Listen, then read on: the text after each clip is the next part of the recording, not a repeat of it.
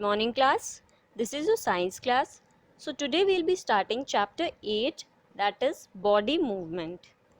So first heading we have in this, organization and structure of the body.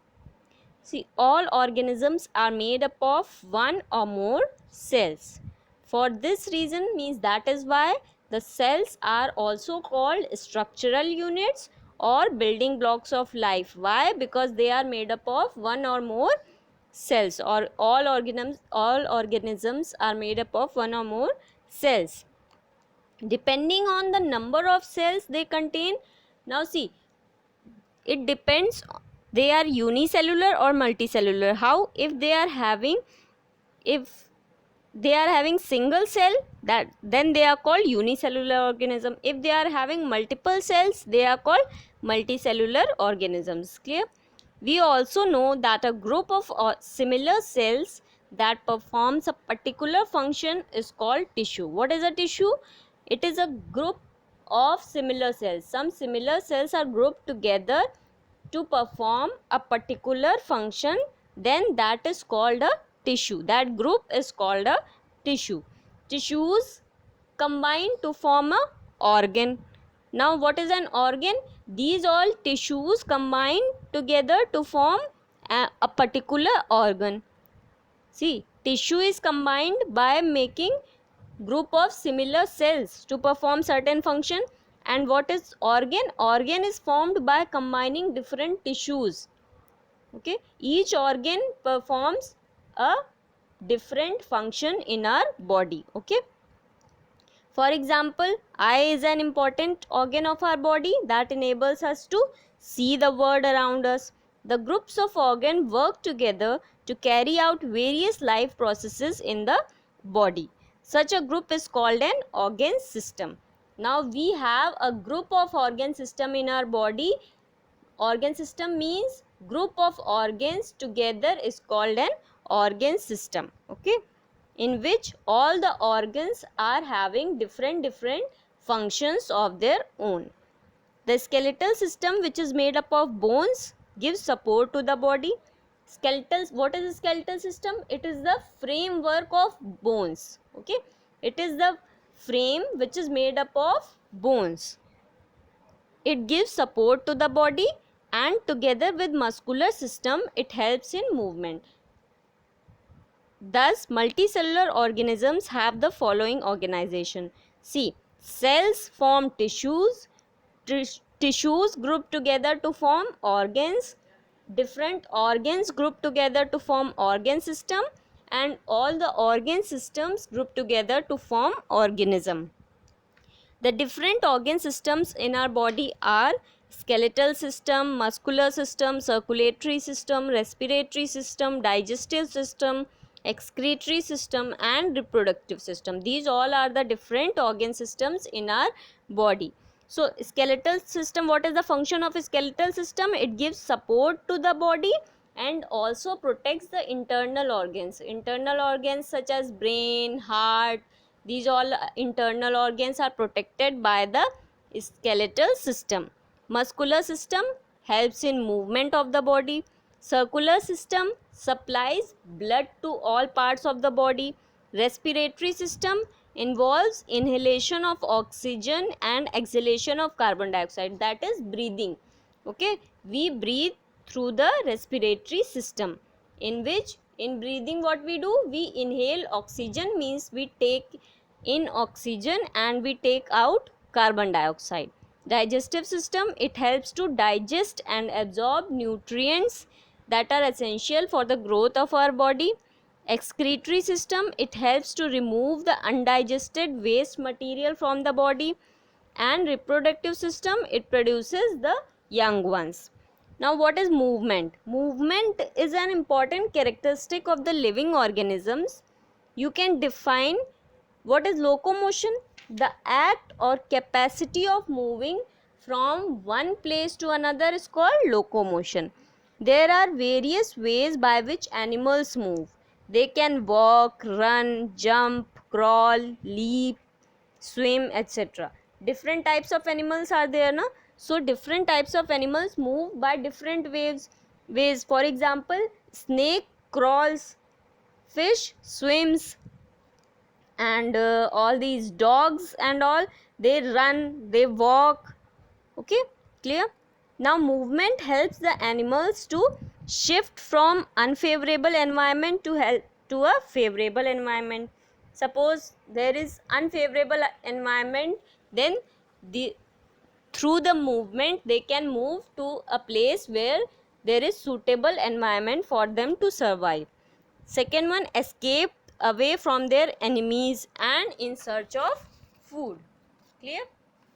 Next we have find their partners for reproduction and to reach favorable areas for laying eggs or rearing of young ones. So these are the ways for which movement is helpful to the animals. Clear? Human beings move from place to place by walking, fishes swim in water, birds fly in the air, and snakes creep on the ground. Here different animals use different organs like legs, fins, and wings, which are made up of muscles and bones. The bones support the muscles to move. Thus, we can say that muscles and bones are responsible for bringing about movement in animals. Okay. The bones form the general framework of body called skeleton. These bones form the general framework of body which is called skeleton. Bones are filled with a substance which is called marrow. Okay. You must have heard about bone marrow. Okay. It is present inside the bone which produces blood cells. Some animals such as earthworms, leeches and snails have no skeleton at all, but they possess muscles for their movement. Now next we have movement in human beings. In human beings, locomotion and limb movement is possible with the help of muscles in association with the skeletal system. See, when humans are born, they have 300 bones in their body. However, when they reach adulthood, means when they grow and become adult, then they have only 206 bones in our body. Why? Because many of the bones join together to form a single bone. Okay, some of the bones merge together to form single bone. So a newborn baby has 300 bones, but when a newborn baby grows up to an adult, then he or she has 206 bones. Thus the skeleton of an adult human is made up of 206 bones. These bones form the general framework of the body, encloses the internal organs, giving support, strength and shape to the body. Now the human skeleton is divided into two parts, axial skeleton and appendicular skeleton. First of all, what is axial skeleton? Axial skeleton is made up of bones of head, neck and trunk. The axial skeleton has mainly three parts. Which three parts? Skull, the spinal column or you can say backbone and the rib cage. These three parts are the part of axial skeleton. So now first let's study about skull. So human skull consists of how many bones? 22 bones. Upper part is made up of 8 flat bones which are joined together, and 14 bones are there of face and jaw. Okay, which are divided into a dome shaped cranium and the facial bones. The bones of the cranium are thin and flat. The cranium protects the most important organ of the body, the brain. What does the cranium do? The cranium protects the most important organ of our body, that is the brain. That is why we say that skull protects the brain. Besides the brain, it gives protection to eyes also, ears and nose. The eyes are protected when they are in the sockets. Some see in the figure, two holes are there for eyes. So these are called sockets. So the eyes are protected when they are in the sockets. The ears, nose and tongue are protected by the facial bones. Different facial bones are present at the ears, nose and tongues which protect these organs. Only the lower jaw is movable which enables us to eat and talk. In skull, all the bones are fixed, only the lower jaw bone is movable. Why it is movable? So that we can eat and talk with the help of that. Now next we have spinal column or backbone. This forms an axis that supports the other parts of the body. The skull is at the top of the backbone. Okay, skull is at the top of the backbone. The spine consists of, spine that is the backbone, it consists of 33 bones which are called vertebrae. See the figure of spinal cord or spinal column, or you can say backbone. It consists of 33 bones which are called vertebrae.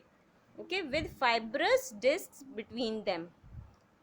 7 bones make up the cervical vertebrae. See, 7 bones make up the cervical vertebrae.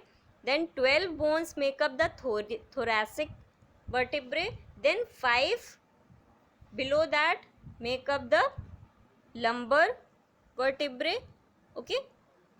Then the main function of the backbone is to make the body stand straight, and a large number of movable joints in it help the body to bend forward, backward and sideways. Main function of backbone is to keep our body straight, and even a large number of movable joints in it help our body to bend forward, backward and even sideways. Clear?